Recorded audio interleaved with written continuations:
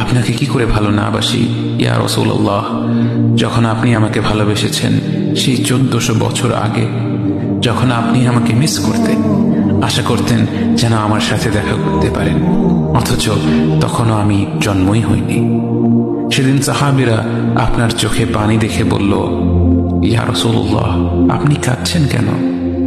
আপনি বললেন, আমার ভাইদের খুব দেখতে ইচ্ছা করছে। সাহাবীরা বললেন, আমরা কি আপনার ভাই নই ইয়া রাসূলুল্লাহ?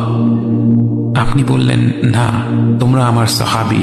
আমার ভাই হলো তারা যারা আমার পরে আসবে এবং আমাকে কখনো না দেখেও তারা আমাকে বিশ্বাস করবে। মৃত্যু শয্যায় শুয়ে আপনার অন্তরে এই চিন্তা ছিল যে আমাদের পরিণতি কি হবে। উম্মতি উম্মতি বলতে বলতে আপনি আপনার রবের নিকট ফিরে গিয়েছেন।